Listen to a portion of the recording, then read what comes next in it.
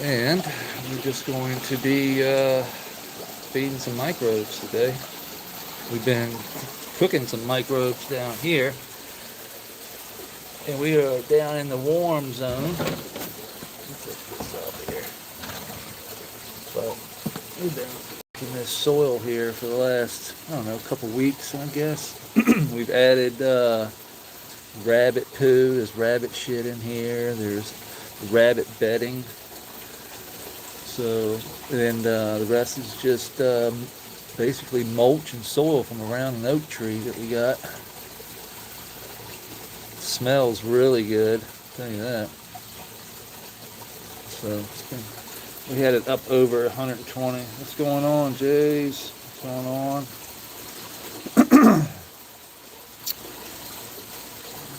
Law-abiding citizen. Took me a second to figure out your name there. Runes, what's up? Yeah, we've been cooking this in a 30-gallon tote here. So we had it outside yesterday, pulled it in here today. Glad I did too, because it was like 98 degrees yesterday. But this was sitting at 120 this morning. I've been poking it around. She's just above, well, it's like 80 degrees in here, 78, 80 degrees in here right now. It's a little above. We're almost at what, 86-ish, 87-ish. And that's in certain spots. If I go a little lower, it cools off. I get a little higher in the middle, it kind of raises it up.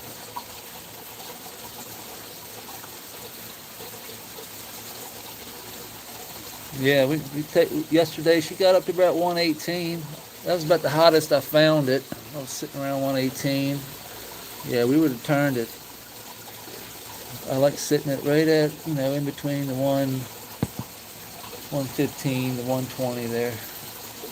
Yeah, you don't want to go over really much over one. This thermometer here kind of gives you a good idea. This one says 130. But Dr. Elaine Ingham and the Soil Food Web, she's always like 120, no more, for at least 4 or 5 days. And if you get up above that, you can always just turn it.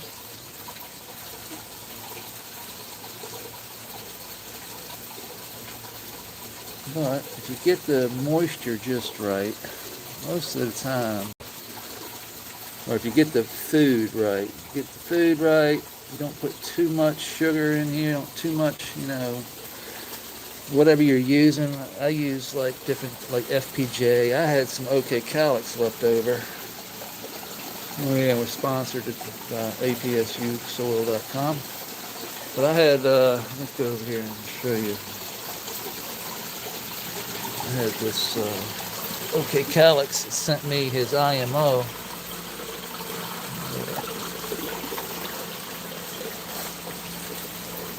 Hey, here we go. So here is a little bit of this humic acid from him. His shit, JLF, Tadam liquid fertilizer. Let me tell you, you don't need much of this stuff. Compost extract, comfrey, Persilane FTE. He'll send you some of his IMO. They even send you instructions on how to use the shit. Unless pond shield instructions. This stuff is in here. That's some IMO 2. There's a bone in there. That's IMO 2. So you mix this, some of this, in like your little watering jug. Pour a little bit of this, pour a little bit of this, a little bit of this, a little bit of this. Pour it in your 2 gallons or 1 gallon, or whatever you want. I usually do 2 because it's 30, about 15 gallons there. But then you just water it in and mix it up, get it all nice and even. Sit back for about 24 hours. I usually cover it because it will produce CO2 for you. So that's what I was doing. I had the CO2 up around 600-700 in here, which is high if I'm not cooking IMO. Growing fucking these things.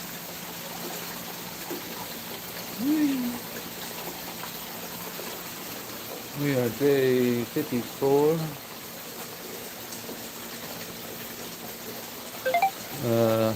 Dangling today, boy. Dangling. Just let them dangle. Look at them down here. Looking all nice and pretty. We crashed the system, 24 days ago now. We were debating on whether I should just cut these motherfuckers out. But we made it. We recovered. The creek is back. We got algae back. You see the algae blooms. This is a good thing. That means we're photosynthesizing in the water. We are creating oxygen in the water.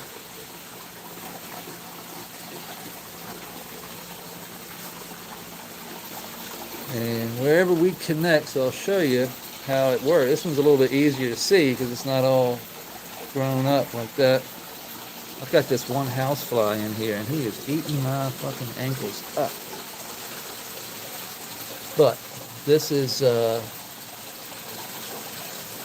how it works here. I appreciate everybody, man. Yeah, thanks.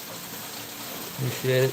So the creek, if you've kind of been following, or if not, this might be your first time. Same principle over here. This is the same system, just set up a little bit differently as over here. This is a one pump system. Over here, this is a 1.5 years old. We've been running this system for 1.5 years now. It's our 5th cannabis run without amending. By the way, we haven't amended the soil other than just our IMO 3 and 4. Yeah, we've been running the system off kind of like a mix between, well, it's all natural. It's kind of an aquaponic system, except we're using sand, silt, clay in a creek. So we have a pump over here. We have 2 turtles. That's Cooter and Scooter. We got our Cooter over there, is our resident goldfish.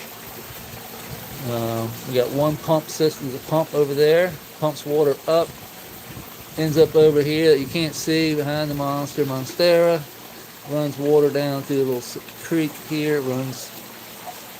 Creek system runs all the way around, back around through here, and back into the pond. So, but the creek is the filtration, just like this over here. And the way we get water is the same stuff that goes in the bottom of the creek, which comes out of my freshwater creek here on my property. So it's basically just creek sand that we harvest from our little creek here that we live on, that runs through our property. And we bring it up to the house here, throw it out on the driveway, which is an asphalt driveway, by the way, but it can be, you can just throw it out on a tarp, lay it out on a tarp, let the sun spread it all out, let the sun cook all that funk out of it, because it will smell like, swamp. That's what it's got nasty anaerobic bacteria in it. So what we got to do is clean all that out. So we cook it with the sun. Let the sun cook out a lot of that bad biology. A lot of it's still left over. Then we can bring it in here. Or, well, the next step, if you're going to use it in a creek system, the next step is to put it in a wheelbarrow and add some pea gravel to it.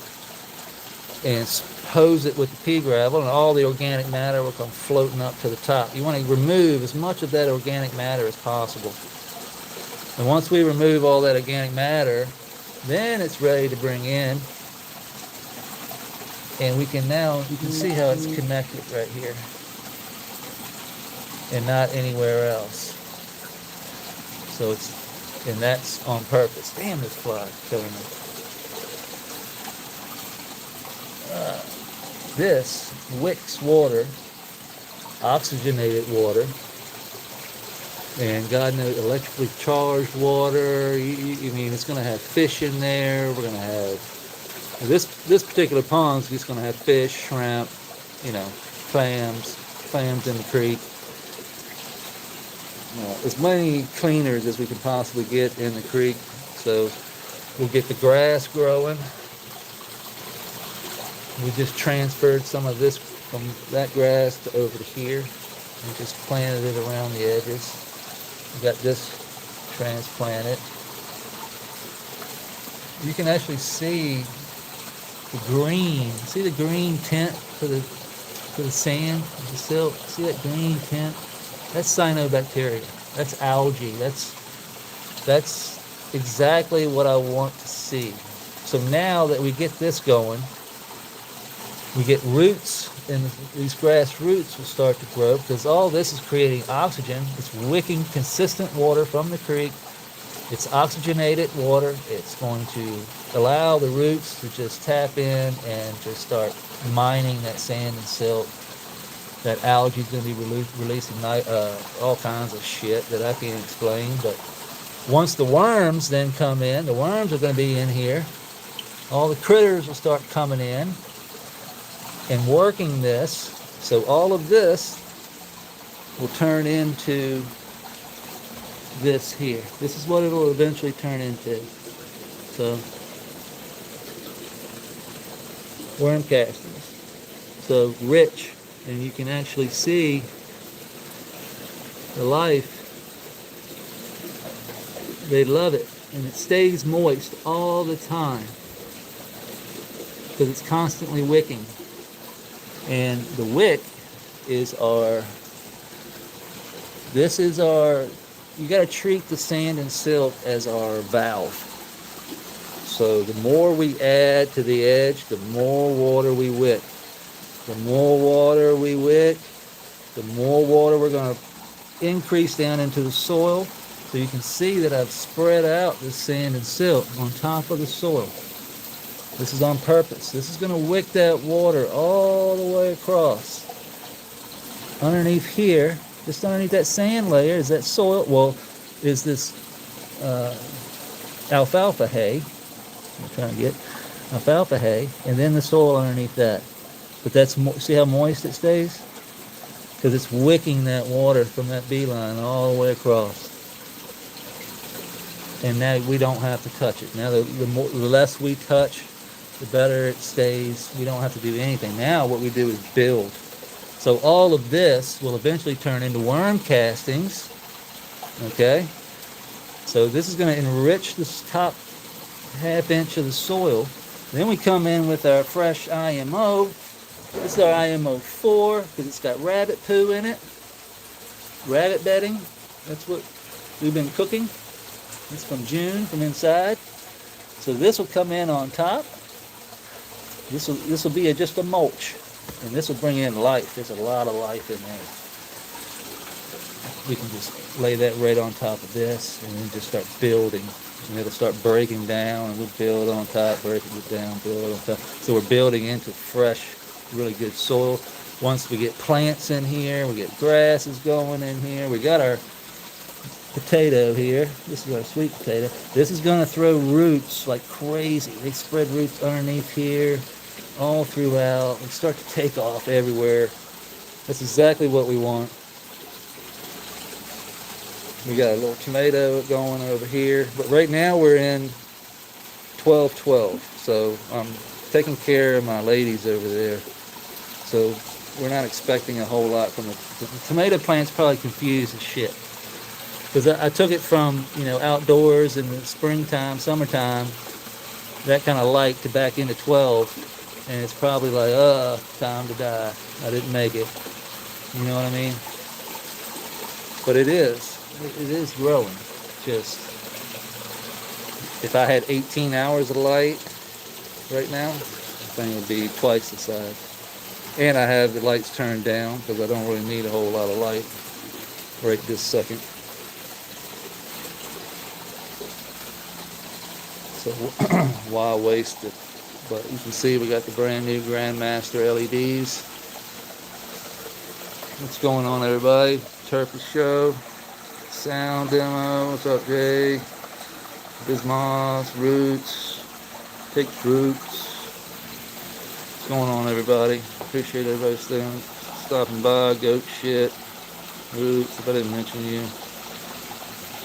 Can't pronounce your name. Chili Manigolia. Whatever that is. I've got a damn fly attacking my ankle. I'm gonna have to get fucking. I'm gonna break out the fucking gun here in a minute. Somebody's getting fucked up.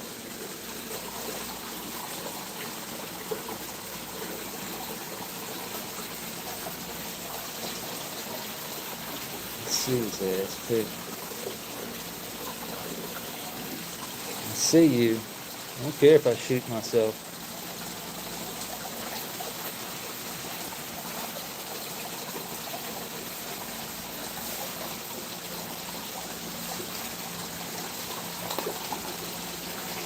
Look at him right here.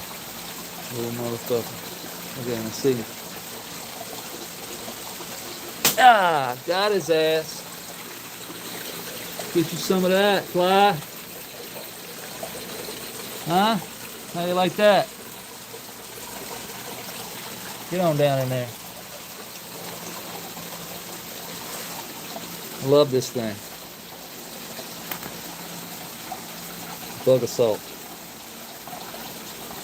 Get yours today.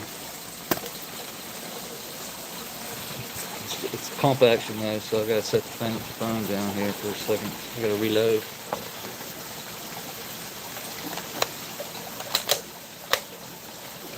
Epsom salt too.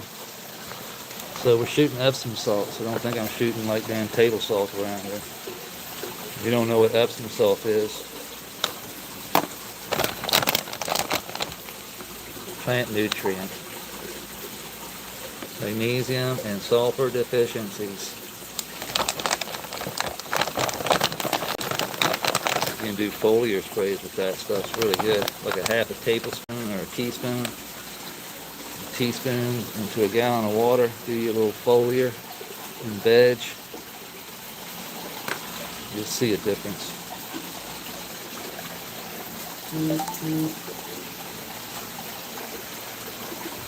What's up, Poot? Looking good, boy. Oh, there's a molly. A couple mollies in there. There's Pooter over there. Messing around, but stepping on top of Pooter. Saying, get out the way. Daddy's here.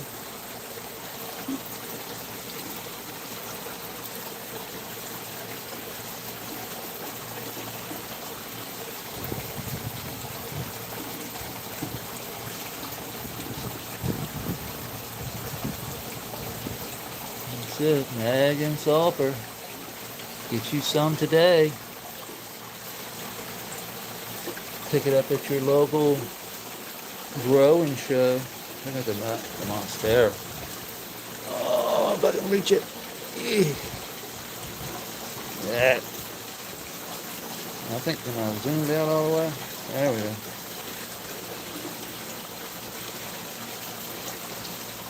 She's a beaut, Clark. She's a beaut.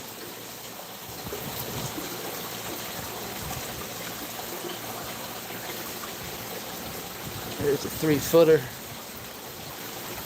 This one came off of that one.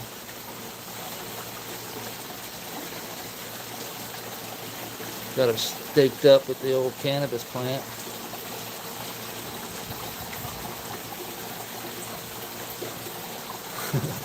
And I got it pulled back. I got a rope, got a hemp line running back to the wall, pulling it back as far as I can.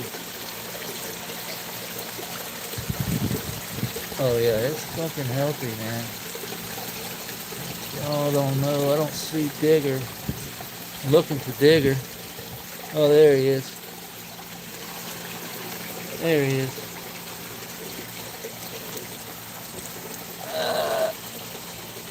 Come here, Digger. I see you. What's up, Dig? You're getting used to this. You know where you are. You're famous now. You got 1 million views on Instagram the other day. 1 million. You got like 87,000 likes, Dig. You believe that? 87,000 likes and climbing? Crazy. Crazy.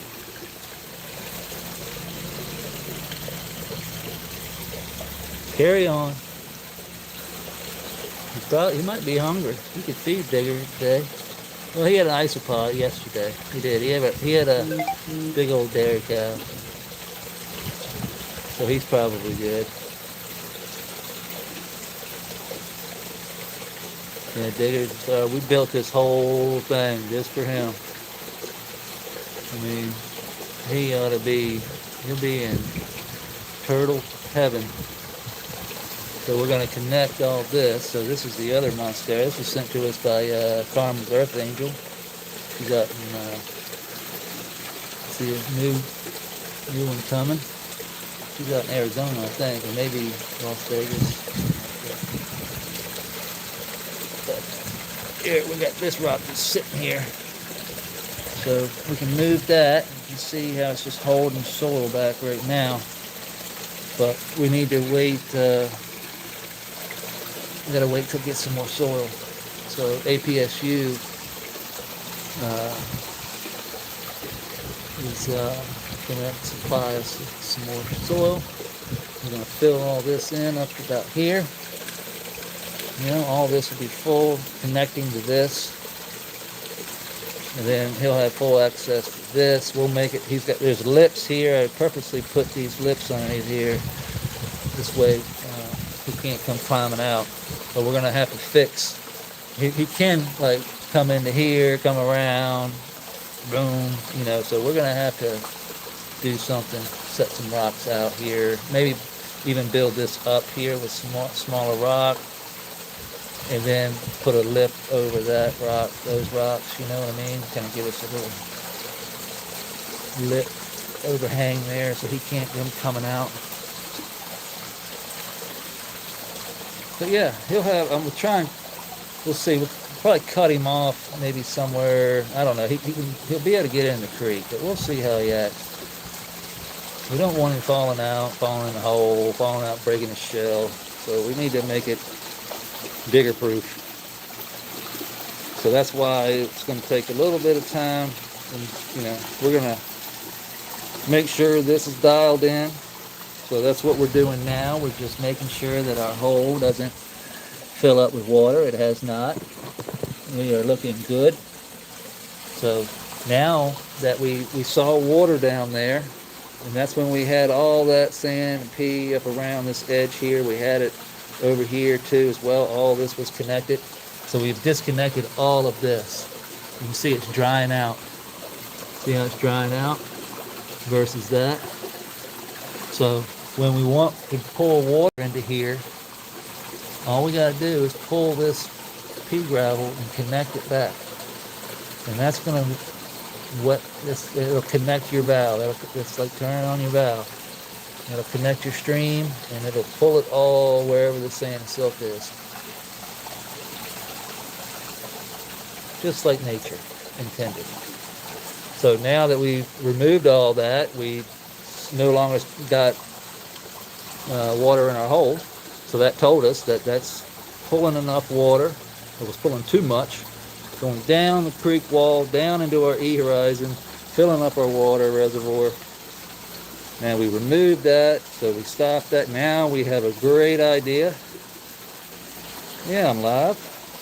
Oops, I'm live. Now I have a great idea of how much I need to connect. Like my valve is basically, I'm only connected right here, and I could probably do another connection over here, and then go do another one over near the tomato plant over there, and that would supply us with enough moisture in the top layers here to keep everything nice and happy. The microbes is what we're after here. Keep those microbes happy. They love the sand and silt. The worms come up, turn all that sand and silt.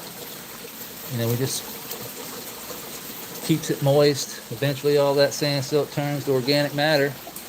Worm castings, just like over here I just showed. So if you didn't see, you can just lift up anything like a rock, you'll see the worms running through everything. Here, I'll show you. Let's see some springtail. I'll show you some real shit here. This is kind of where they're always on the rocks. Like the slug, look at the slugs there. They're always, look, this looks like something right. If I can get the damn camera to zoom in. There we go. So we got the slug down there, eating organic matter. Got the isopod running around. These are all, you see the mite down there beside it, a little brown thing right where the isopod is. It's a little mite. There's a little, like a little spider springtail type thing right below that. So all these are beneficial. They all have digestive tract. They all eat and shit. And that's what we're after. The diversity of all these critters in their poo. That creates the other thing there. Another thing up there. Like, it's just a diverse amount of species crawling around in here. Crapping, eating, crapping, giving birth. The whole cycle. And they love to stay on this rock. They love rocks. If you've ever been out in nature, you know, if you lift up a rock, you're going to find shit. This is the whole point. They are breaking down this organic matter over here. That sand, silt, clay. Oh, thank you, man. Tuffy, appreciate it. Yeah, it's pretty diverse. We probably got something. We got up, look in there. Look, they made a home up inside of Willie here. See if I can look at the holes that they've made.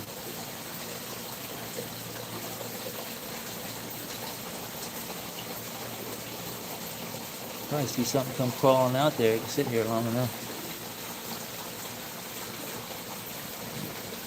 Those are some type of hole, like bug hole, worm hole, probably maybe an ant. Who knows what made those? But yeah, that's how the system works. Wherever we connect this sand and silt, and then just create a home for all our biology. And then it's all about dialing it in. We dial it in, we get the moisture right where it wicks. Like we start getting, it starts getting complicated, but what we're doing is building a layered system of roots. So all of this is sitting on top of this creek. The creek wall is right here. All right. All of that organic matter and sand silt has grown into this. All these roots, they've turned it all into these worm castings. Okay. So as long as we maintain oxygen levels in the creek, we maintain balance in the creek, the dissolved oxygen, the cyanobacteria, the algae you see growing on the edges of the creek. This is all photosynthetic algae. It's all creating oxygen. It creates food. It acts as a filtration for my turtle pond. Look, it's just a filter. It's an oxygen creator. It's a food source. It's everything all in one. It's great, but we just have to. Without a filtration box, the creek is the filtration box. So we have to manage and steward. So when it gets to be like I'm just growing this back from the crash. If you've been following, we're coming off of 25 days ago, we crashed the system. Simply by turning the Grand Masters and changing the light cycle. It's all in the power of the light. You gotta I mean, I screwed up. It was a big mistake on my part, and I just didn't understand. I was focused on the flower and not my creek. And the creek and the pond run everything. And if we're not taking care of that, and the way we take care of that is simple. It's the light. The intensity of the light, the structure, I mean the amount of, I mean the shit, what am I trying to say? The spectrum. The spectrum of light. So over here, this is the Grand Master Borg Evolutions. I'll show you.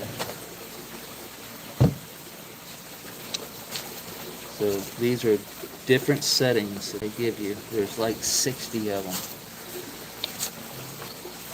Yeah, 60. Okay. So these are like, here's where I am right now. This is where I'm treating it as I'm back in week 1. All right, I've got the reds way down. All right, spectrum red way down. I'm only running, so I've got 4 channels. I've got one channel is at this one is at 100, so that's the power. So I'm at 100, 0, 0, 0. So this is cool white. So you see CW is cool white. All right, and then WW is warm white. And that's going to be bringing in more of your greens and your yellows and your orange. All right. Then you got your far red. Your red. Sorry. Red. And then you get far red. So these are 4 different channels. All right. And right now I'm running like I'm in veg when I'm in flower. And the only reason I'm doing that is because, well, it's complicated. But we're supposed to kind of do a week, go from here and then slowly increase. Like here's week 2. We would slowly increase to 20% of the warm white and 0, 0. So you can see the difference where it comes up. We're just intensifying that light. So what I did this. Basically, I increased the red and far red like this here. I reduced the cool white and we did this, and what that did was basically laser beam my algae, killing the algae, killing my cyanobacteria, all the green that you see growing on the edge and the sand and stuff, all that got cooked off. My grass started, basically what that happened, when I lost my algae, all the poo built up, the ammonias and the nitrites and all that shit just got out of whack, basically shutting the air supply off to the grasses, to the soil. Over a course of a week, you could see it start. All my algae went away. The grasses started to turn brown. Everything started to shut down. I was like, whoa. It all stemmed from me doing that light. When I changed the light back, just a cool white, we did a water change, and voila, the algae starts coming back. We added in some purple non-sulfur bacteria, just to kickstart it. Then we added in some lab, just my homemade lab. That was 26 days ago, and now we're cleaned up. The pond is crystal clear. So no filtrate, like I said. By the time the water gets back here, look how clean the rocks are. Look how clean Pooter is. Like the scales and everything. That stuff just eats organic matter. It eats waste. All that cyanobacteria. This is what's turning this right here green. You can see it in the sand still. It's all green. This is how it starts. This is just the first stage. Now, this over here took, this is a 1.5 years old. So, we've built a lot of biology in here. And we're going to have to keep stacking it and building it. What we build with is the IMO. So, this is full of rabbit poo, my just basically wood mulch from around an oak tree. I just scraped it up from around the oak tree here. We added in the rabbit bedding. So this is just rabbit bedding, rabbit poo, and everything. She peed on it, she pooed on it. We put it in there, we get it up to temperature, we cook it for, at least 4 or 5 days. Right now it's just about done. Let's sitting outside. We bought it inside yesterday. That was like day 4 or 5. And yesterday it was sitting at like 118, 120-ish. This morning we let the top off and she cooled right on down. So it's starting to, you have to dry out. It's cool to the touch now where it was like hot. But this stuff here, you can see the whiteness in it. You talk about life, and this is food. There's life in here, and there's food. So we're basically just gonna take this and put it in here, but not until we cut our flowers up. And then we're gonna take clones or whatever we're gonna grow our seeds in, whatever we're gonna do, put in here next. We're just gonna plop right down as soon as we cut. Just plant right beside it. We don't remove anything. This is what happens to. We did this yesterday. This is what's left over of the old cannabis stalk. It literally just turns to dust. Like the biology in here is just working it right now. It'll break it down. We just add it. It'll turn to literally like dust. And that's what we want. That shit right there. That's food. And we can sprinkle it around. Keep these guys happy down here. This is just, let's get down there and keep them happy. They'll aerate for us.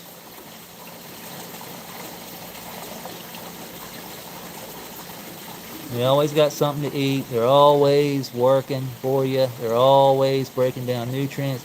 They're shitting.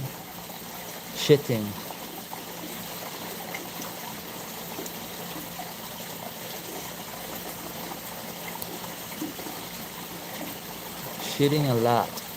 That's what I like. They like to shit. Eat and shit. So keep eating, keep shitting. Because that is how nature works, right? When you break it down, it's simplest form. Look at the springtails over here. That's all it is, a poop loop. Look at the springtails over there. And the more diverse things we have pooping, the more diverse biology we have. Because the biology's in the poo. Just like yours. They got poo too. And they're doing it constantly. This is why we don't have pests on our plants. Right here. These guys right, you see those little guys just working?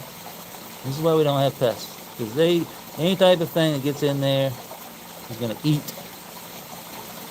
It's going to eat the larva. The fly larva, the gnat larva, the spider mite larva.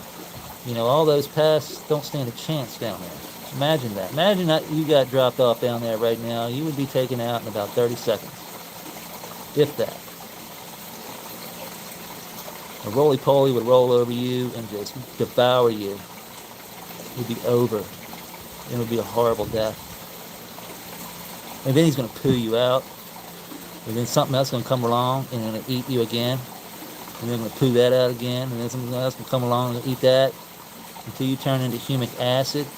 And then that acid's going to turn into like plant structure where the plant can then absorb it through its root system. And before you know it, you're turned into carbon up in here. And we could be smoking you right now. That's cool. Could be smoking.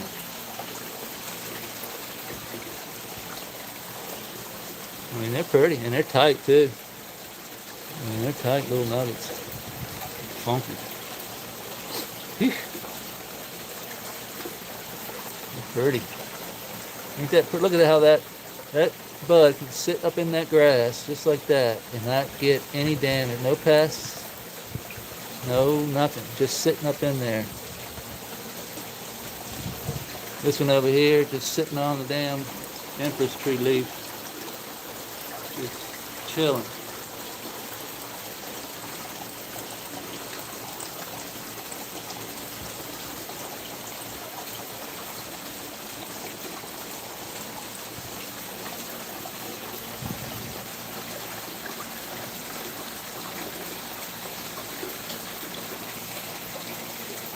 Yeah, that's me, Jeremy. You sound like me. I had ADHD and dyslexia. I'm dyslexic as shit. I see D student in school. I knew I didn't go to college because I knew I was smart enough to know I couldn't pass. I was smart enough to know that it would be a waste of my damn money. I went right into damn, you know, self-employed. I started I went right out of high school. I was working for a car cleaner called Carpool up on West Broad Street in Richmond, Virginia, if you don't know. But yeah, I worked at a place called Carpool, and this dude Mohammed taught me how to detail a car. He was like, no, this is how he was, man. He was funny as shit. And he said, no, money's not in the front where you're wiping down cars and stuff. He was like, you need to come to the back, learn how to detail, make $200 a day. I was like, shit, hell yeah. Took me back there and showed me how to detail. And I stayed there for about 6 months. And then me and a buddy, I had a 1986 Mazda B2000 pickup truck. It's like a Mazda version of a Ford Ranger. And we put water barrel, two 30-gallon water barrels back there. That's all it would fit. And then we had like a generator. We had box for our supplies and stuff. We just went around and cleaned cars in parking lots, like mobile. It's like a mobile detailing business called MJ Detailing. And then we got a van. Painted that bitch blue, had a white stripe, looked like damn 18 van, but it was blue and white. And we did that for like a year and a half, and then Mike went on to something else, and I continued to do that on the side for a while. Got my real estate license, did real estate for a little bit. I worked for a mechanical contractor, did bartending. We learned plumbing, electrical. Learned how to fabricate a little bit, shit like that. Ran into some really good people along the way, taught me a lot. Let's see what happened. I got a DUI that was all up till about 23. I got a DUI when I was 22, 23. I had a real estate license when I was 22. That kind of changed everything when I got that DUI. I didn't have a job. I was looking for a job. I just finished the DUI class and all this stuff. I was still detailing on the side. I lived in a single wide trailer for 23 years. So this all while I was living in a single wide trailer. So that's what kind of kept me in the game, because I didn't have I didn't have rent or anything like that. My grandparents had purchased the trailer for me. It was just an old 79, I think, sitting on a piece of property my dad owned. Lived there for 23 years. But yeah, then we got into the business I'm in today. And yeah, that's just history. Been doing this for 20 years now. If you know, you know. If you don't, you don't. I guess you need to. Just know I'm able to do this now.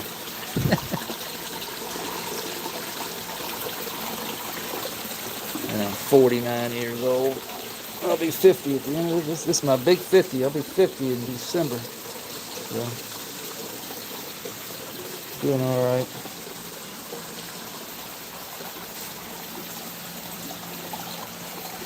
Appreciate it, man. Yeah, it was It was fun. It was stressful.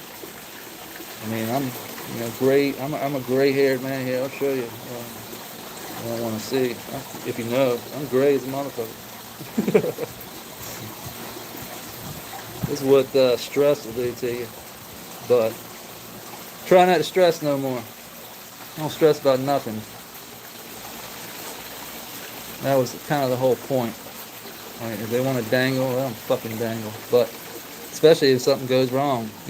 That was my biggest thing when I started this. Like when I first started, this is something I've never done before. I'd never built anything like this before. I'd never done rock work, concrete work, never done any of this shit before.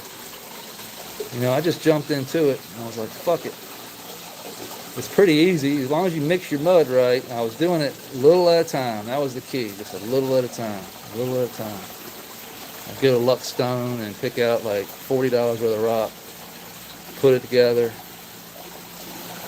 make a half a 5-gallon bucket of mud, mix it just right where I could mold it just like I want to, and just start stacking. Never had I had a plan, I saw it in my head, but as far as the E horizon and setting up as, in a horizontal system, that was the original plan, but I knew the water was going to be the biggest struggle. Like getting the water to wick, like that put some gray on me, for sure. I was filling up my trap hole because I had all the sand. Just imagine I had all the sand and silt lined up all along the edge, all the way around, knowing now that I just need a little bit, but I had it all the way around. And turn the water on, and I'd fill the trap hole up. The water would just pour right up. I was like, holy shit. But I have a leak? Am I leaking? That's what I thought. I thought I had leaked. So I ripped it all down. So I drained the pond, pulled all the shit out, resealed it, filled it back up, turned it back on, same thing. Sucked it all out, resealed it, put it back in. Okay, I didn't suck it all out 7 times, but I did suck it out 3 times, resealed it 3 times. And then it took me another like 4 or 5 times to realize that it was the sand and silt. It was wicking, and it was just wicking it over the wall, running it down the wall, and just going into the trap hole. Easy peasy. So I removed all the sand and silt from the edge, turned it on, and voila, no leak. And then I put it a little bit here, a little bit there, until I started seeing water, and I was like, okay, there's my limit. So I finally in my brain, I was like, okay, that's my valve. The sand and silt is my valve, my water valve. If I need more, I put more on. Need less, remove. It's that simple. And then as long as the water is flowing, it will wick. When it sits still, it will not. It's crazy like that. That's something to do with physics.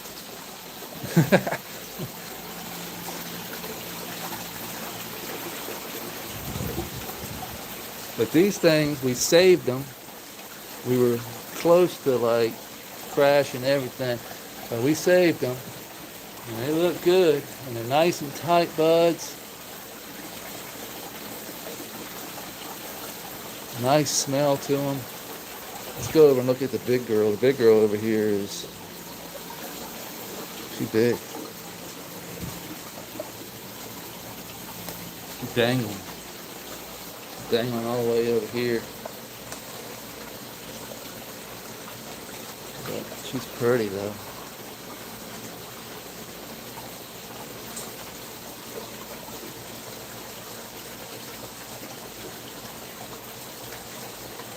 Definitely stacking nice. And that's why I'm letting them kind of dangle, because I want light to get to these. I turn the lights up, because I want light. I want these to fill out. Trying to get these lowers to fill out a little bit. I love these little nuggets. These are my little testers. We get those a little dry, when we get them. Those are the first to get tested.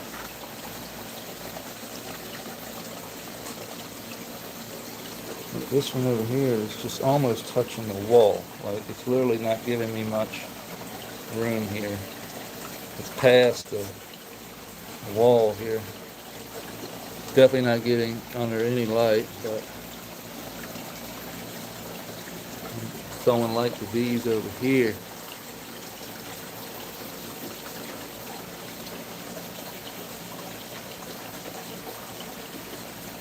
So this is the top.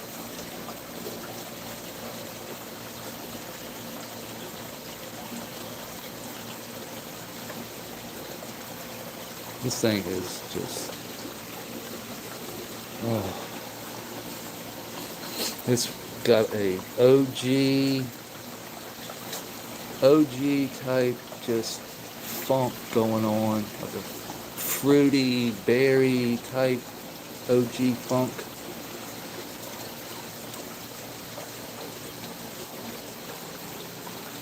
The terps are just, it seems like just like a look. When I blast them with light, they don't seem to like it. When I turn the light down just slightly, they seem to just take off a lot more. They may foxtail, you see the foxtail a little bit, but the terps just coat.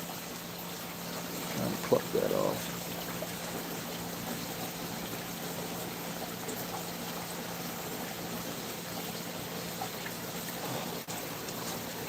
Love that shit. It's just got this funk to it.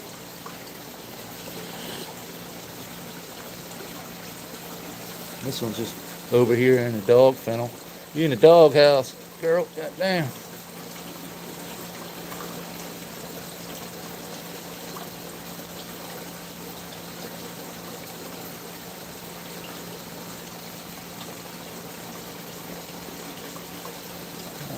That's why I had that leaf kind of under it. Trying to lay it on its own self instead of the dog kennel. But let me see if I can bring it up here. Wrap it around this.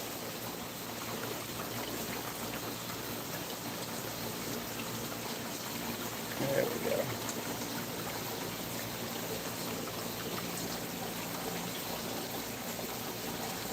There you go. Oops. Take this one off. Take this one off. Now it's not blocking any light. Now you can suck all the light you want. Chop and drop this. I mean, it's sticky.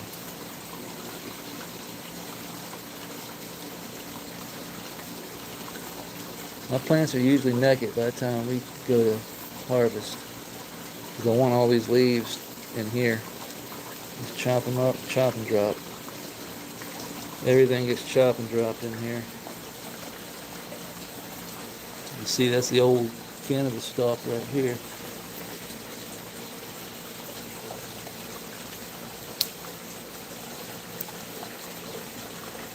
Oh, it stinks. Woo! Hey, you smell good, girl. Woo! Making mother want to cry.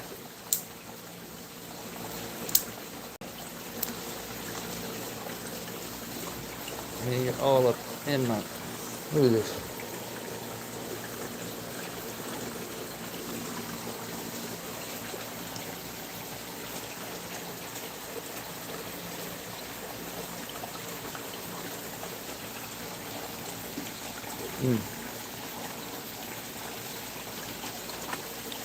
Nice. Very lovely. Put some terps in the water. Maybe Cooter and Scooter will get some terp.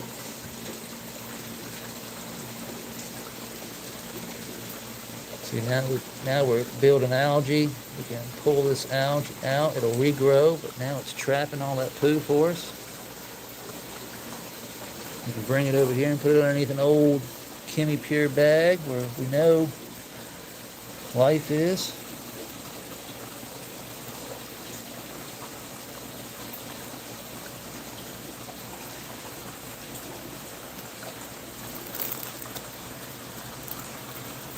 And they will devour. It will be like candy to them. That's like a treat.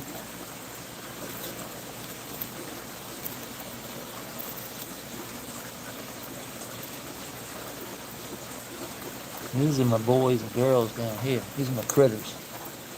So we take good care of our critters.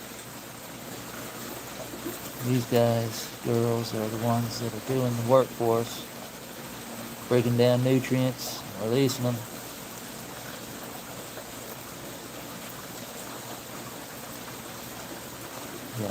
Yeah. Look at that. He's getting ready to wake up. Look. He's a big one. He's not a dairy cow. Dairy cows are over here. Oh, I'll show you. Let me put this back so I don't disturb everybody. Dairy cows are over here. They got a fucking spot right over here. Watch this. Or they were here. Oh, let me get a stick. Find something. Damn it, I had it down. Oh, here it is. They're down in here. They were, anyway. We might have...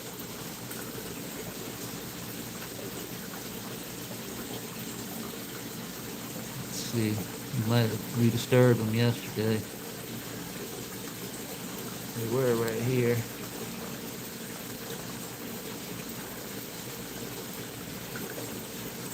Yep, there they are. I'm gonna go a little deeper. Look how big this son of a bitch is. Oh, come here, you little bastard. Look how big they are.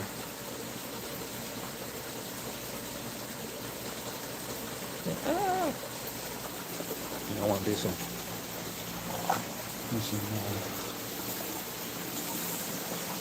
feeding.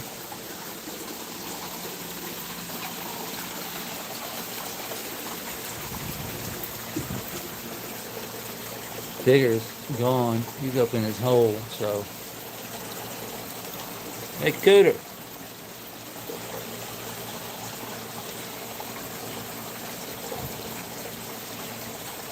Let's see if he finds it. Let's drop him down right now.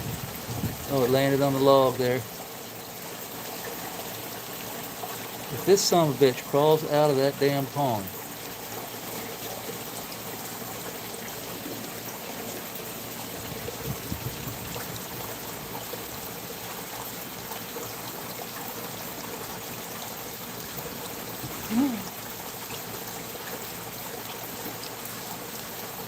it's like, what? No problem. This is great. Awesome. New shit to explore. I wonder how long he can be down there. I know they can be underwater for a while.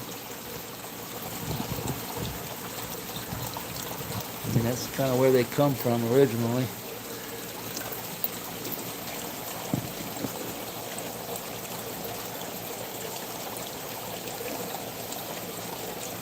It's like no problemo. You can work with this. They'll probably start eating that log there. So, oh, look at all this food.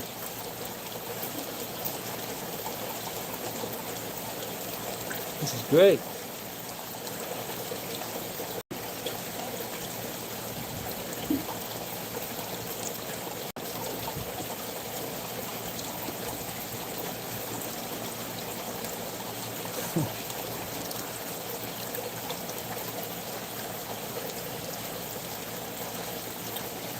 Coming on back up. Oh yeah, just walking that log.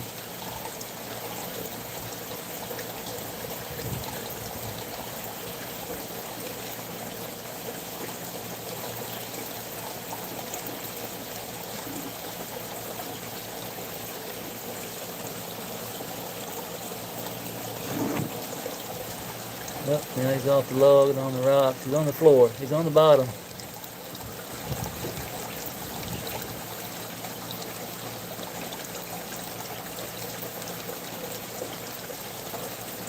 Trying to climb the wall.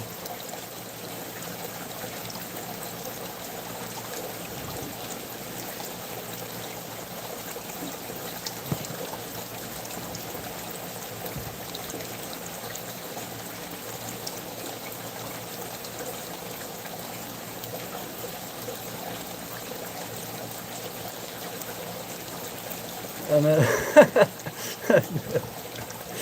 Oh shit. Yeah, I know. Mo's Yeah, we're gonna have to spend the rest of it. We're gonna have to see if he gets out. Inquiring minds, stoners want to know. Hell, I want to know. If that son of a bitch crawls out of here, he deserves a medal. Call him King Isopod.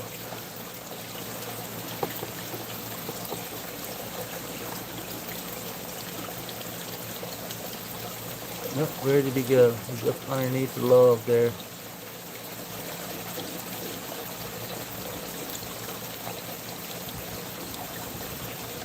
Figured it was only a matter of time before he disappeared. He'll probably be up underneath that log for a while. Getting away from that light.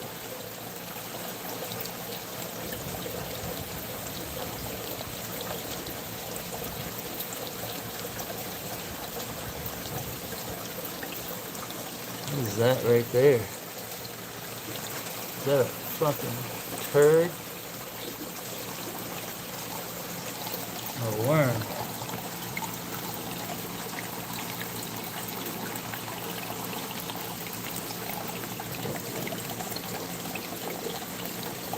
Looks like a turtle turd.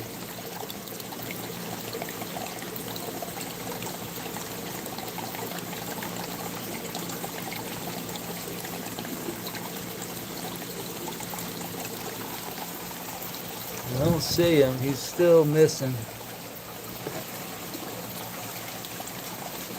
I can see better without the camera. I don't see him. He'll probably come crawling on out around here. In a few, we'll come back and check on him.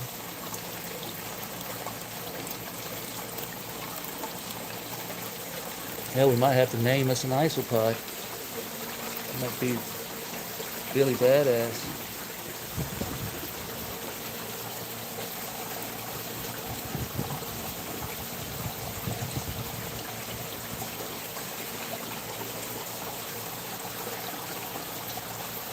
I'm looking,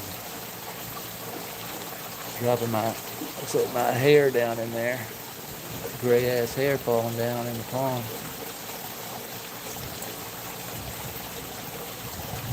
What do you think, Coop? See you. Where's that isopod? I threw him in there for you and you ignored it.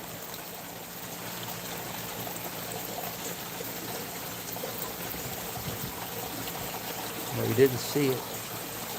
You blind ass. Oh, there's Plinko over there. Let's see if I can get that glare off there.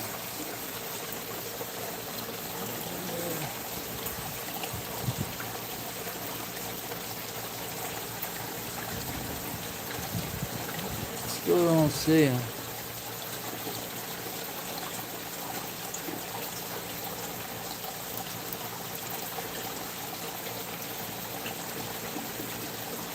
He's roaming around underneath those logs down there. He'll probably stay out of that light. That's Cooter gets him. Cooter's on a hunt.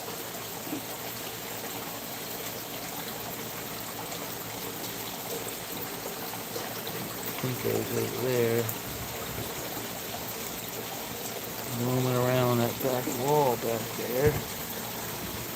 There he is.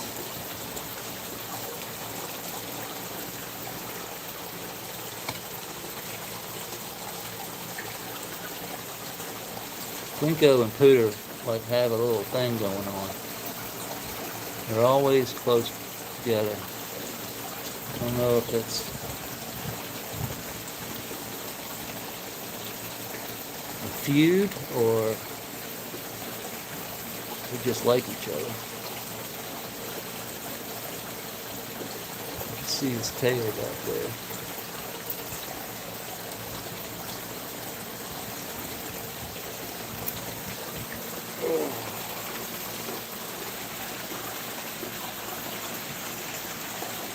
Can't stay leaned over there too long. Back. Need to back behind me. Come over here and check. there's some things I needed to do. Not sure what, I forgot what I had to do. Killed the fly.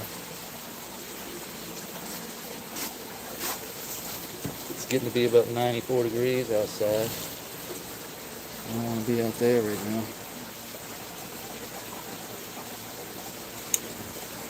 Did I mention we're sponsored by APSU soil.com? But then he's got all kinds of goodies. This is Microbes Plus from Brandon Russ. This is purple non-sulfur bacteria from Mo, micro soil. The rest of that's all APSU.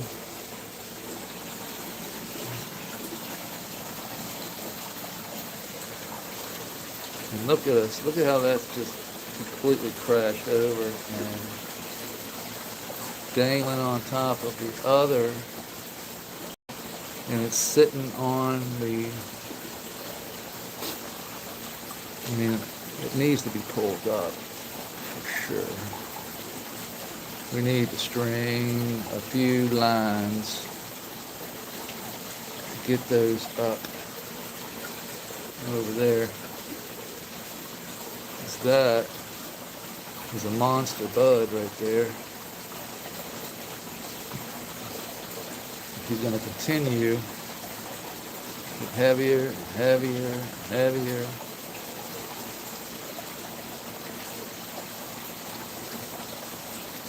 That one over there is just dangling, sitting on the empress tree leaves.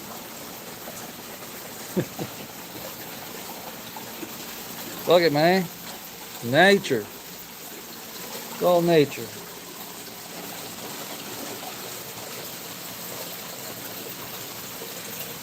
I appreciate you guys. Yeah, it's fun. It definitely is different, and it's a lot to take care of, but once it gets started, it gets rolling. Once I've learned, now that I've learned what I can and can't do, and how the water works, how we turn the valve on and off, all that information is just trial and error right now. I mean, it's only a year and a half into this, you know, so I really built all of this, you know, in a year and a half, in a year and a half. So it's a lot of trial and error. It's a lot of sending soil off to mow. We scope it. You know, we got a new show Thursday nights at 6 o'clock Eastern Standard Time on this channel. We go live Thursdays, and we're going to be looking at what's taking place not only above soil but below.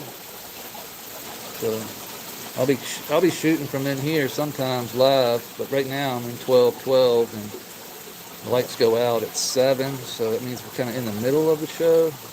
But once we flip the lights, we'll be in here to start off the show. We can actually, you know, I can be live and look, and then Mo can flip and see, like, all right, this is what we're looking at. Like, if we see worms, we can go like, all right, inside the worm poo is, boom, nematodes, and all these other cool things that are eating the worm poo. And then you can take a close look at the nematode, which is just a miniature worm, a microscopic worm. So it's really cool to be able to take this stuff, get it under a microscope, see what's down there. I know the minerals there. We just need the biology to be happy. And we can tell when there's too much water, not enough water. It's all about water at this point, and the light. So we get the light right, we get the water right, everything else will take care of itself. And then we just manage the system as we go.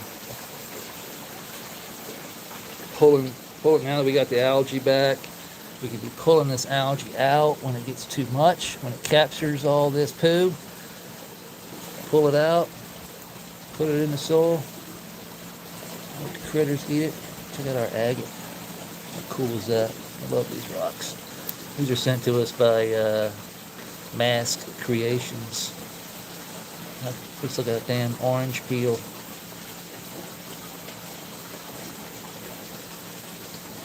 Look at that.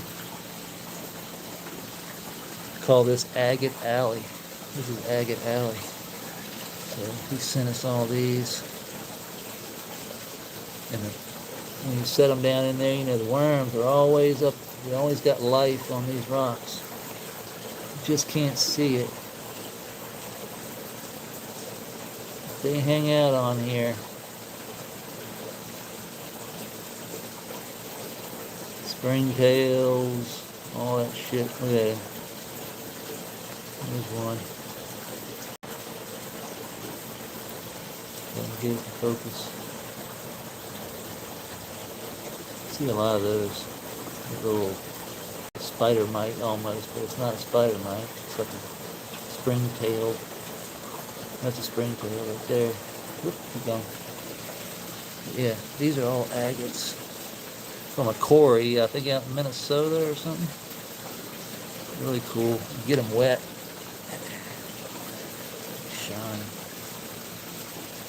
How cool that is. Got a whole bunch of them. Let's send us a bunch. This one here looks like an earlobe.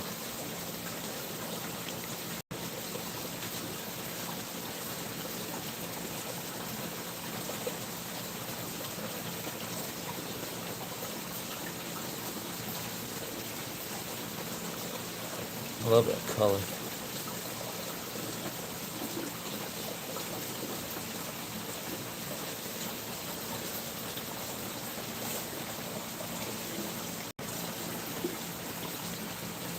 This one's cool too when you get it wet.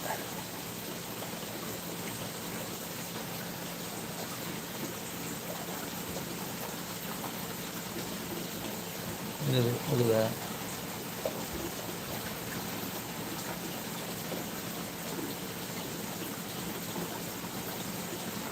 It's almost like it's structured together like a plant would, like when you look at it under a plant under a microscope, like the building blocks of life. Like these things have been like put together like that. It's crazy how it looks.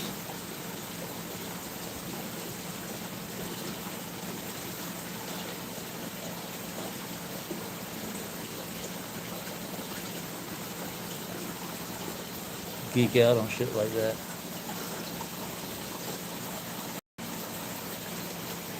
Fucking cool, man.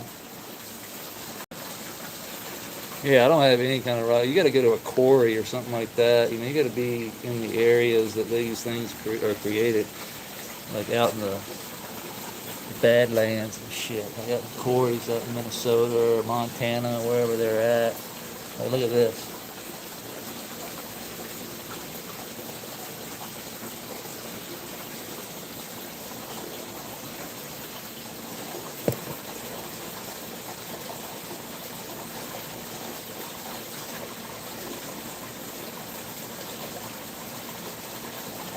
Geology's crazy, man. It's pretty neat.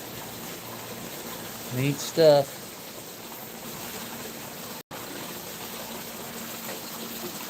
Neat stuff. So,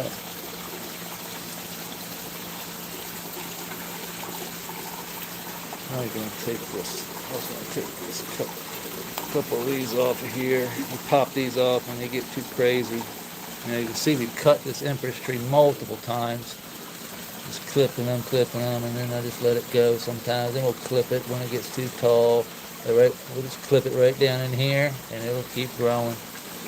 Like it's rooted in. Like these are deep roots. That's one reason why they're here, you know. So we have successional stages here. We have the bush, we got trees, we got grasses.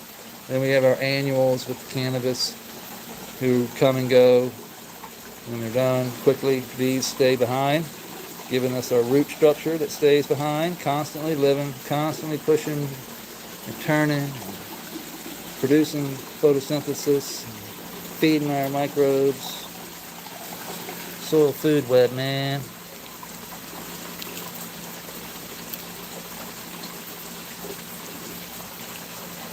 Yeah, the isocod, we'll go check on the isocod.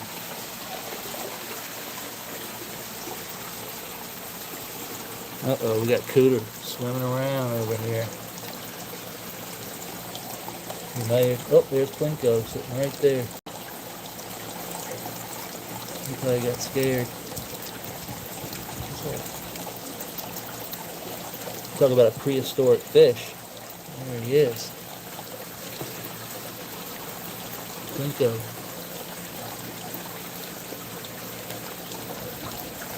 Cooter's been sniffing around here. He might have made, might have not. I don't see him. This grass is all up in my shit.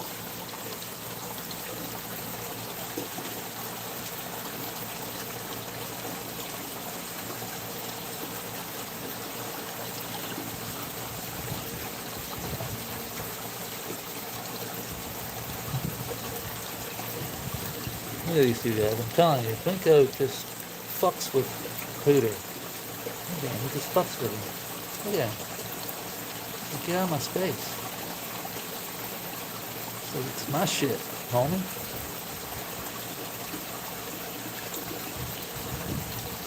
That didn't look too friendly, did it? That didn't look like, hey bro, I'm happy you're here. It was like, more like, hey, get the fuck out of here. Plinko took off over, Cooter took off over there. Already that log. What do you think, Scoop?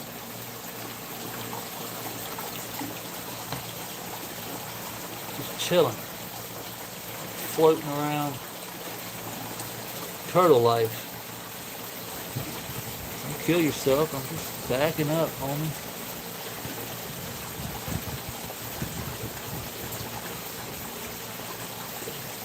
And here he comes.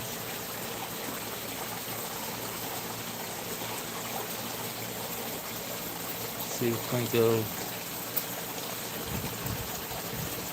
runs him off again. Don't let him run you off, Pooter. It's your spot too.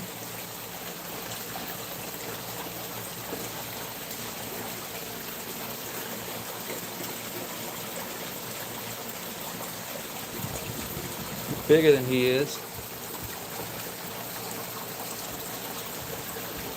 I mean, everybody loves it over here in this corner. So even the mollies. The turtles don't fuck with the mollies, man. I don't know. They got respect for them or something, but they'll swim right in front of their face and be like, "Fuck you." I don't see him. I've been staring. I don't see him.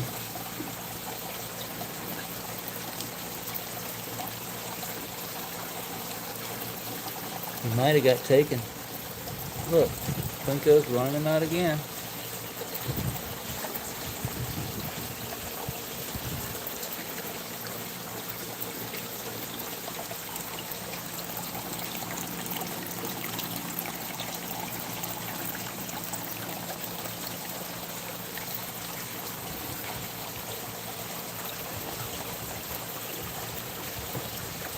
Look, right in front of him. They don't care.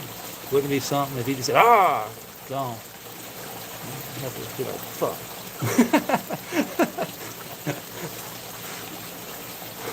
That would be something to catch on live. Sit here and talk all that shit and then, whoops.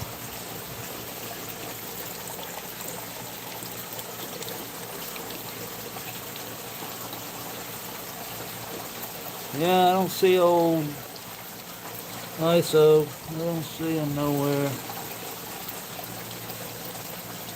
I mean, y'all's guess is as good as mine. I'm not gonna go tearing up my aquascape to go chasing after an isopod. It was fun while it lasted.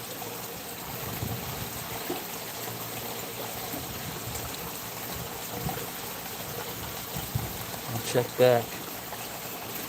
Plinko's eating. How big he's got. Good God. Thing's gonna get monstrous. Like a damn sturgeon. Y'all don't know what a sturgeon is. A prehistoric freshwater fish. We got them around here. They're about as big as a boat. I remember me and my buddy were fishing in a John boat one time on the river. up underneath the train trellis. And we were sitting there and looked off to the side and saw two sturgeon. One just popped up right beside the boat, long as the damn John boat. I was like, oh my God. And then it looked off to the other side and there was another one popped up. And both of us got scared shitless and ran to shore. Basically, paddled our asses to shore. We were young as hell, man. I remember that. That was funny. Me and my buddy Bernie. Same person. Me and my buddy, him and Tommy, my buddy, we sunk a John boat out here in the reservoir back when we were probably 10 or 11 years old. Trying to make a wake. We had a little trolling motor, you know. We was fucking sitting in the back, trolling. Bernie came back, and Tommy was the big boy. Bernie said, Tommy, come back here. Fucking came back there, dude, and it just went. I mean, quick. We lost everything, like everything in that boat. We pushed the damn boat to shore, and I think I only lost like a shirt and I think a tackle box. And that shit was funny. I talked about that with him the other day. Remember us sinking that damn boat? Doing stupid shit. So that's one plant. This is the other plant. So these are two different plants. This plant's one. See, it's a little smaller in stature than this one.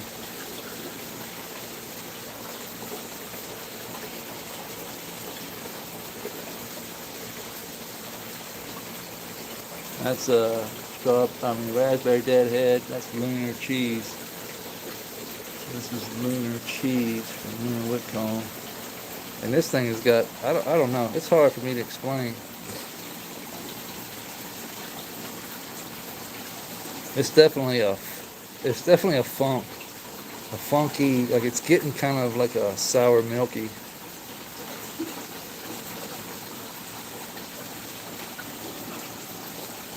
Oh yeah, they were under there. They were fucking under there, all right. We had never seen them, never heard of them before. We didn't know they existed. Just imagine looking over and seeing that. You're in a little tiny John boat, and you're like 10 years old, 11 years old.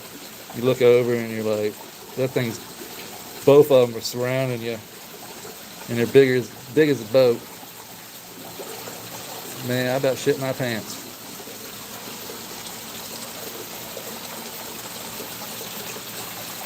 Shit my pants. I'm thinking we're gonna have to connect here again. We've let this dry out. You can see the difference in color. And you can see the green. That's cyanobacteria and algae growing. It's photosynthetic bacteria growing in our sand still. It's gonna really help that grass grow. Help everything get oxygen pulling in through here. That's staying nice and moist. Over here where we disconnected, it's nice and dry. So this is what it looks like dry. You can see the organic matter in it. It's just tiny.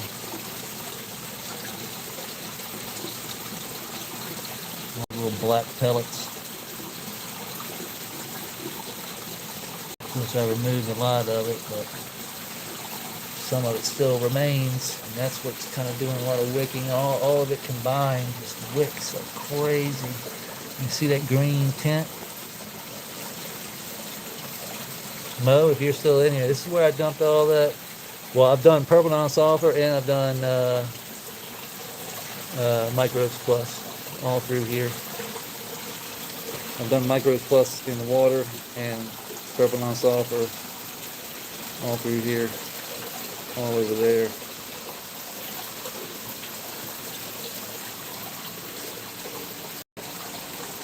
From what I understand, that purple non-sulfur loves to be up in that muck, up in the muck. I wonder if we've got roots yet. Nope.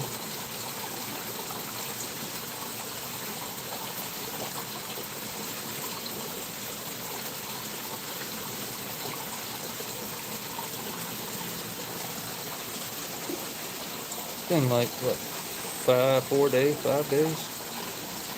Probably gonna take weeks. We can see the bottom of the pond. Well, that's good.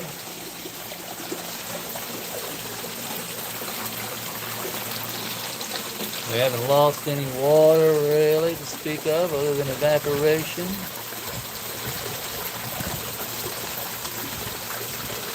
Yeah, sturgeon are fun. I bet they'd be fun to catch. Big ass fish. Probably fight like a catfish, you know, big old dumb, go down to the bottom and just hang out, you know, and just kind of sit there. Not really fight, but I don't know though. I've never caught one. That's just kind of what they seem like they do.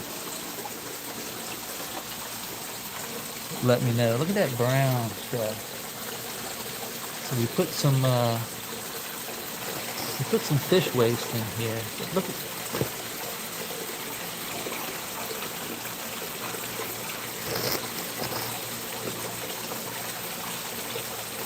See those little bubbles?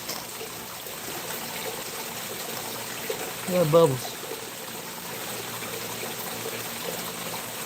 And you kind of see the brown waste. I don't know if that's I mean, that's kind of like, I guess, kind of like some type of algae.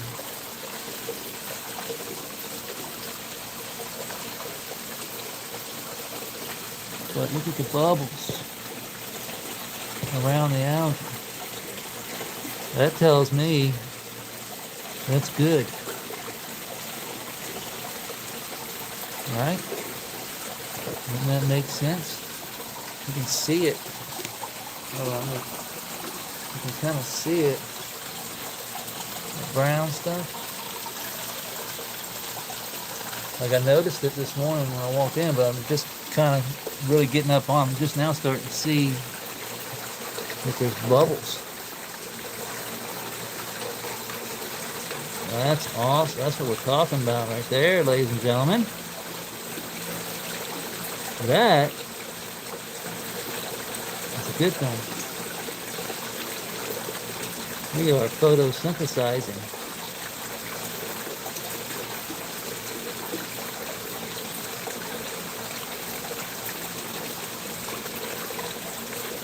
Look at that. Lovely.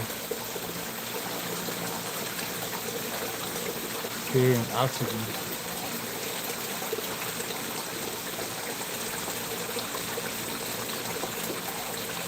And this will eventually make its way into this sand itself and be pulled up by grasses and roots that are growing over to the sidewall where we connect the sand and so all that just be wicking up in there.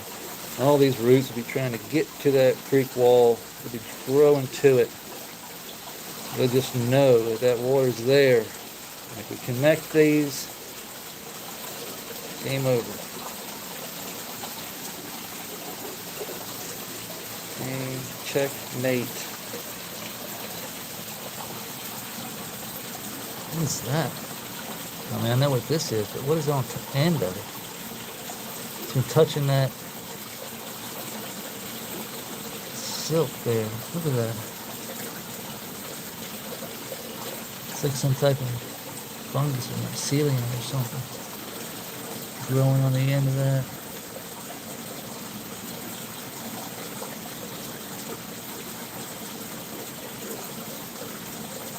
That's crazy. I've never seen that. And it was just touching that. The rest of it, see where it's getting wet. The rest of it's only, look, that tip looks white. It's not silk, it's sand. It's some type of bacteria or fungi eating that, I guess.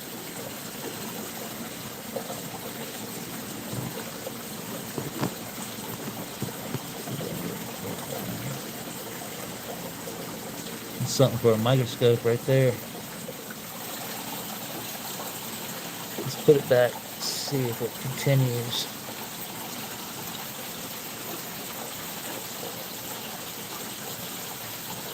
Oh, I haven't been paying attention to chat, sorry. Oh, Jeremy, alright, yeah, cool. Yeah, striped bass, yeah, all that stuff, like catfish. We got all that around here. Here in Canada, I'm in Virginia.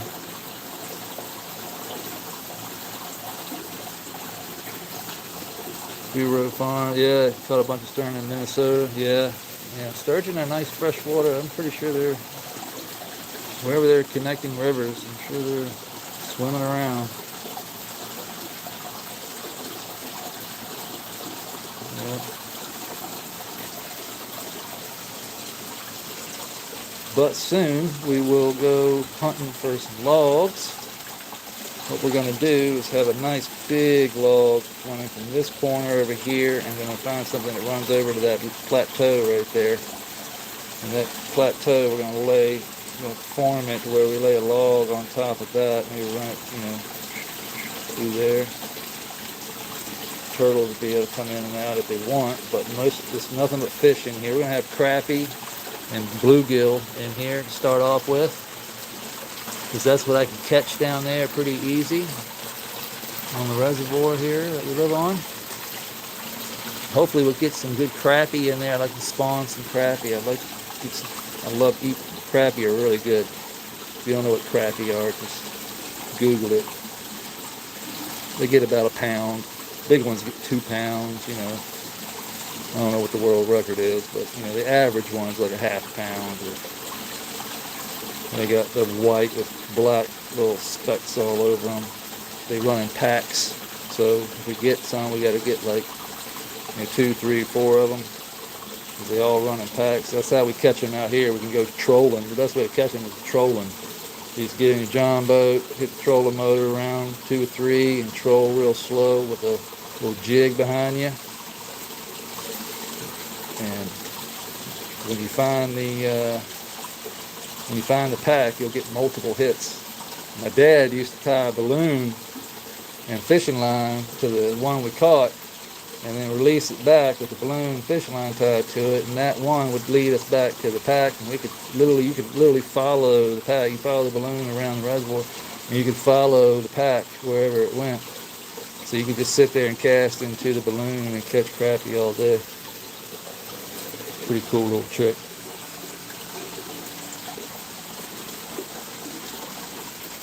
That's old school stuff.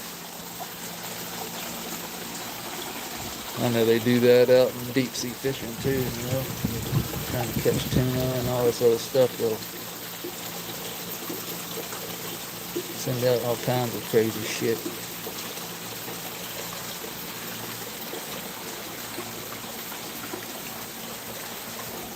Nice little pot check. Here's Blinko sitting right here. Sturgeons, if you don't know, they look just like that almost. They got spikes running down the side. The fins aren't quite as big, but they look almost just like that. See the fins around the side? See this fins around the side? Oh look, an algae eater. Haven't seen him in a while.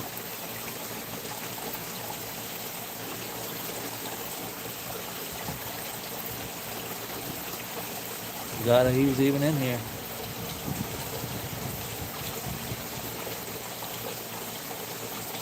Oh, the water is crystal clear. I mean, it don't even look like he's at the bottom of the. I mean, hell, it's crystal clear. I mean, probably the cleanest I've seen it, and it's full too. We're not dipping hardly any water, out of our. It's barely dropping there, so that means it's full. So we're staying topped off.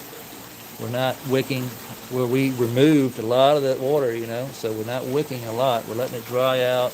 We're starting to see the bottom, so you can see where water is starting to be wicked up. So that's good. So that bulge there, that didn't used to be there. Water was over top of that a couple days ago, so that tells me the water is being wicked out. It's being sucked up from the bottom up, and it's not so much from, it's not being refilled from the top. So I'm going to let that dry up. It usually takes about 2 or 3 weeks, maybe 4 weeks. And then we'll, hopefully this will be done. We'll cut all this out. And then we'll re-amend our soil this time with our IMO 5 and some APSU amendments.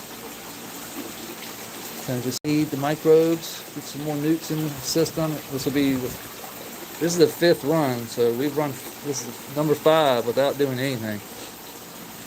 You know, just basically topping off with mulch and IMO. No amending, like putting in crab meal, bone meal, none of that stuff. No newts have gone into the system, just IMO. So we probably it's probably time for a good amend. You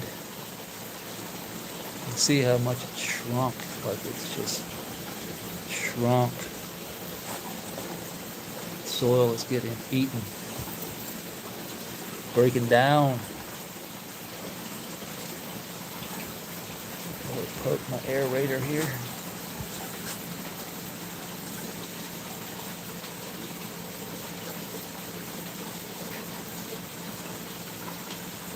So you can see how wet that is.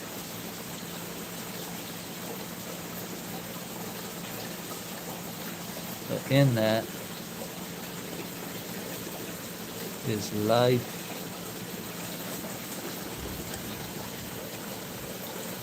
It came from down under. So let's see.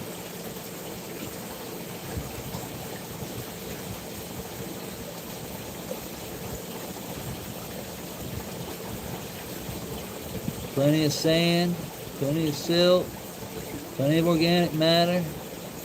There's a guy right there.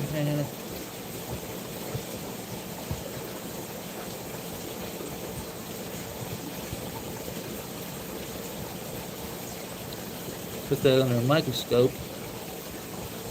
You'll probably see some shit. What do you think, Mo?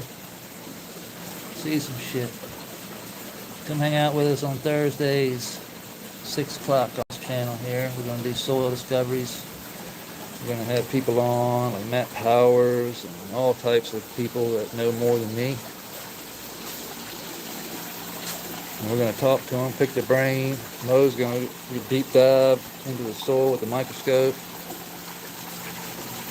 Have a better picture of both worlds, you know what I mean? Like to be able to, like, I'll pull this sample from, this is sample 1 area, this is 2. Big plant over there is 3, center is 4. So these are the soil pockets. 1, 2, 3, and 4. So I'll remove some soil from here, I'll remove some soil from over there, and in the middle. Put it under a microscope, and you can see the difference. You can see which ones are doing good, which ones aren't. You can see all that good stuff. So yeah, that's Thursday. We just had our first episode, so if you didn't check it out, just head over to the live section on my page and watch it. It's pretty good. I like it. I enjoyed watching it, so hopefully you guys do too.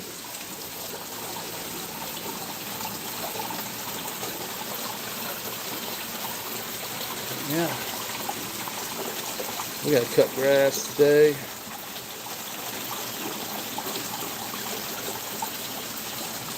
We got to weed eat today. We got to go inside, sit in the massage chair today.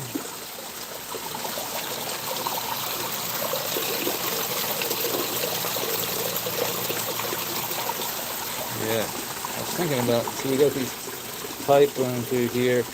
We always just, something like this.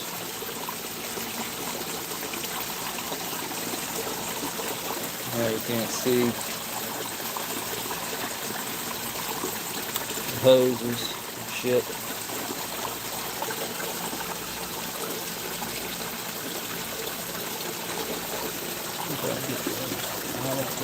There it goes. Yeah.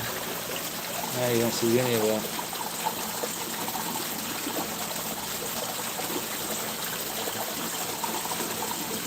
Let's not forget to eat our basil today, our daily basil leaf.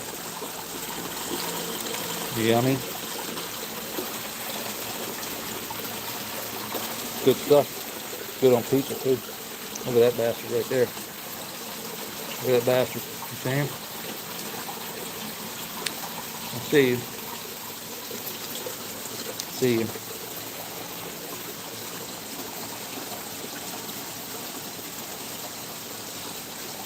Where'd it go?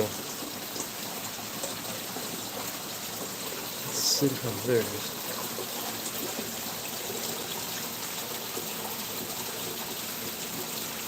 Ah! Fuck yeah!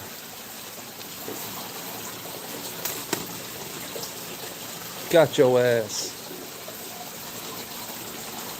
Soul foodware, baby. Gonna be eating. There you are. Still alive. Oh, he's still alive. Look at him. He's buzzed. He's fucked. He needs another shot. He needs another shot.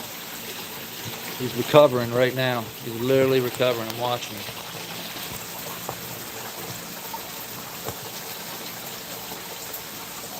Hold on.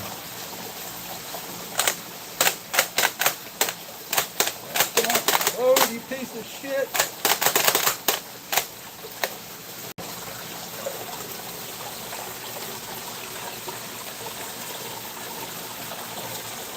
Ah! Oh, that hurt. There he is. That hurt. He's still kicking though. He's still kicking.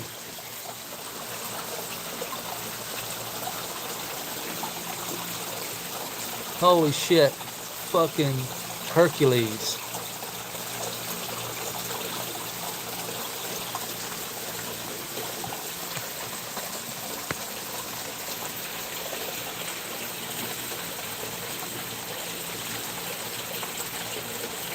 I mean, staring at me like, what? There ain't nothing. You got nothing.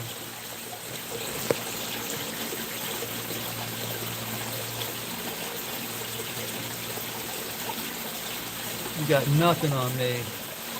Well, he took a shot straight to the fucking face. 2 of them. He's probably blind. He's got armor. Look at that armor he's got.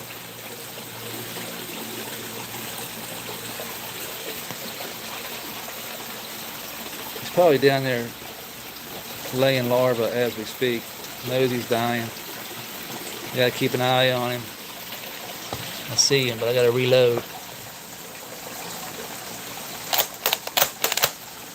I'm running out of salt. I saw him.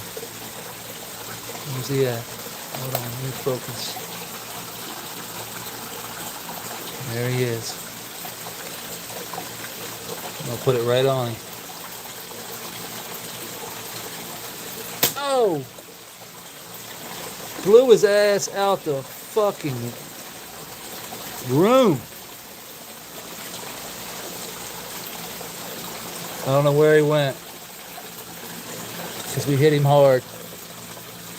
We threw dirt all in the pond.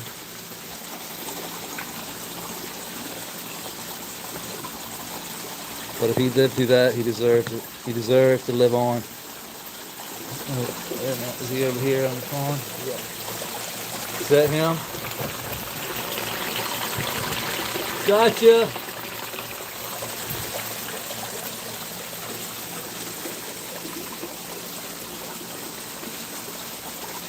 And we put some Epsom salt in the grill.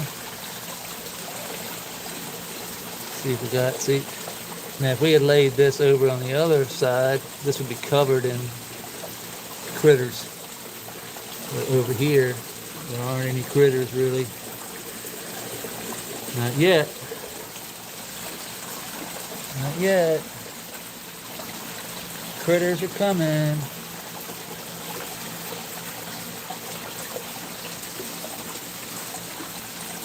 Really good. Happy to see that oxygen build up on Look at those little bubbles down there. Popping off oxygen, baby.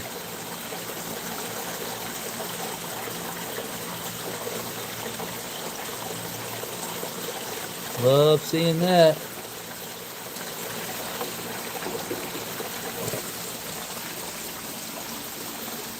Call me Shooter. Shooter McGavin, baby. We'll get you one. Need an automatic though. I wish I had an automatic. Just walk around going, "Bah, bah." If I want to blow all the salt at once, I want to be able to. You know what I mean? Fuck this cocking bullshit. I want to go all the way with it. Every fly in here. Well, we haven't seen too many. The house flies have been crazy outside. It's probably because it's been 95 degrees and they come in here to cool off. Come in here to cool the fuck off. Oh, I would.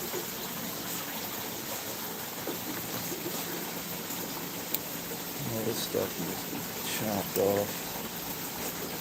You see how we maintain our bush. You gotta trim your bush. Don't want to get all nasty and frayed all out everywhere. Nobody likes a fucking hairy ass bush.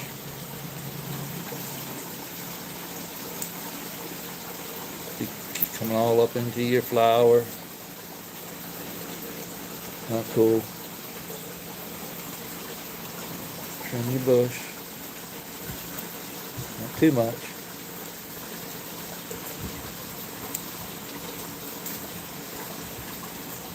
Growing nicely. Look at all that fresh growth coming. Definitely need to turn for the better.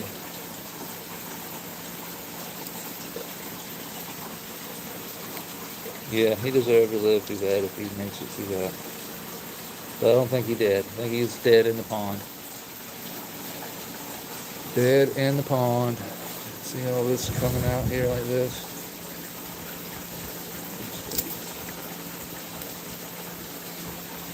Come back sweet later.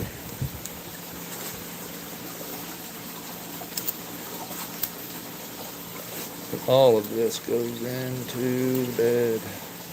Jasmine's growing all up through it. This is jasmine. This is jasmine. This is jasmine here. Growing all through the bush. It's going to take over the bush. But it's also made its way out here and growing all. So this started way back here in the corner. This stuff just goes right in here. Probably gonna need grandma's shears for all this, but we'll just chop it out best we can.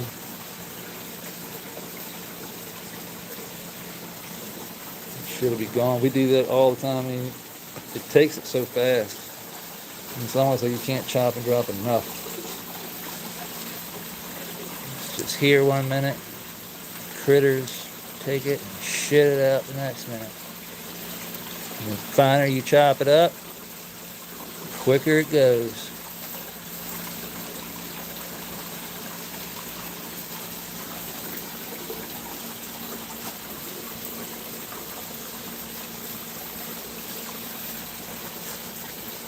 Come up underneath here and look.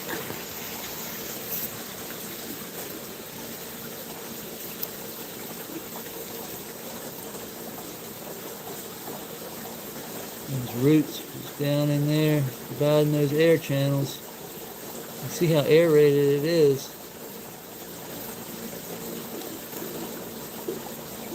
Trying to get it to focus.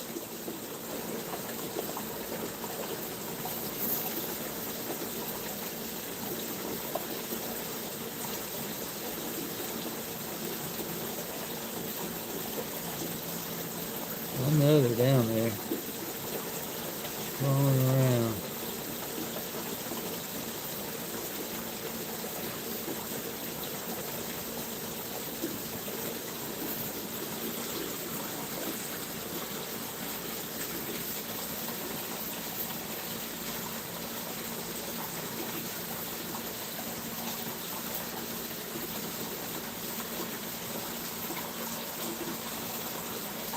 pea gravel in there. It helps aerate it.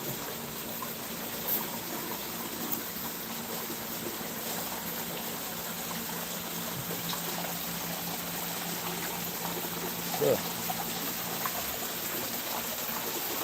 see our monster monstera. It's open completely.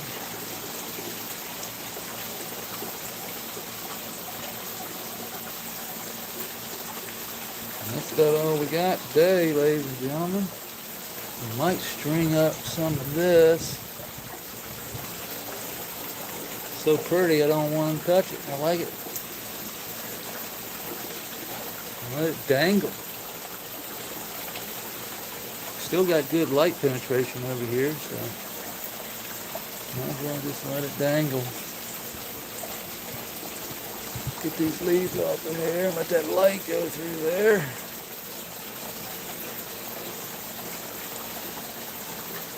Pretty flower though. Should be delightful. Smells delightful. Looks delightful. As long as we dry and cure it, should be delightful. We got a canitrol for that, so I'll do canitrol and then grow bags inside the canitrol just to maintain. And you see we're starting to change a little color there. That's a good color change there. That's not a dying color change. That's a fade coming. That looks like a fade coming. I like that fade. But we usually take these leaves off before we see all that fade. And I know some people don't like that, but in here, we got to do it. We're in a little bit different environment. We need airflow more than ever right now. Our humidity's around 60. So we're good, but you know how it is. More airflow, better. You see we're moving, but we've got this fan off right now. Go ahead and turn that on. Damn, it smells good. It smells like fucking, like, I don't know, like a rotten pickle on me.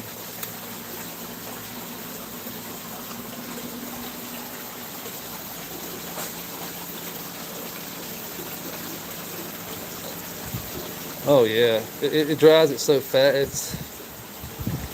It's crazy how it works. A lot of people, will argue with you on that, about how fast and 60-60 and all this stuff, but Brandon Russ has done the science, Shark Mouse has done the science, Canitrol has done the science. If you don't believe them, I mean, there's a lot of science out there who says the faster you can get that moisture out of that bud and then into the curing process, the better off you're going to be. Not a slow 60% for 15 days or whatever, 60, 70 degrees, 73, 68 degrees, anywhere in these ranges can get you there. It's the dew point in the air that matters. So Canitrol controls dew point, and if you can hold dew point at around 54-ish and your temperature at 68-ish, they have a way, they have fans in there, but in the drying cycle, you can turns the fan on and it sucks water out of the bud. And in 4 to 5 days, depending on the size of your buds, it will pull all that water out, put it in a tray behind the Canitrol. You just dump the tray out and then put it back. And then after 4 or 5 days, you have to dump the tray out a couple times. Each day you do it, it gets less and less. You can kind of tell that the flower is being dried. So we're going to pull all that moisture out quickly and then go into the curing process, where the cure is, once you get the water out, that's all about maintaining. It's done, like really. But if you want the proper flavor, I guarantee you let it sit in that Canitrol under cure for like 2 weeks. Not 4 days or 5 days, but 14 to 21 days. Usually 3 weeks is like prime. 3 weeks in the Canatrol, I'm telling you, you will notice a difference. Because like me, I'll smoke it all the way through. I don't give a shit. But I notice a big difference at week 3 in the Canatrol. Even though it's smokable after 4 days, put it in the cure and let it cure for 3 weeks. And I promise you, you will get flavor like you can tell. You can see it, you can feel it, you can taste it. Like all the compounds have been fully done, whatever. I don't know the science, I can't speak on the science of it. I just know that, low and slow in cure, like maintain, it's not about low and slow. It's about getting the water out and then maintaining dew point and temperature. That's it. You do that and your flower is going to be awesome. It's almost guaranteed. Yeah, Vivo Sun made one. Yeah, that's totally different. All right, so the Vivo Sun, the Canatrol and the Vivo Sun are totally different. Totally different machine. Process is totally different. The Canatrol is not a refrigerator. The Vivo Sun has a compressor in it, where the Canatrol does not. So that's the big difference. And Canatrol has a patented process that he figured out how to turn a wine cooler and a certain type of machine he's developed to put in the back of it that can maintain dew point and moisture without a refrigeration system, like without a freezer or a refrigerator, a compressor, so to speak. That's the main difference that I've seen between the Canatrol and the Vivo Sun. It's kind of, it does the same process. It's not like it's, as long as you can like I just said, if you can remove water, how you get there, we don't, whatever. It's half the cost. If it gets you there, great. You know what I mean? I had one sent to me, and that's what I used. But that was the main difference between Vivo Sun and the Canatrol. Is the Canatrol, you never have to worry about it. You can set it in the corner and just forget about it. You don't have to worry. And I'm sure the Vivo Sun is probably the same way. I don't know. I haven't researched it all that much, but yeah. Maintain dew point and temperature.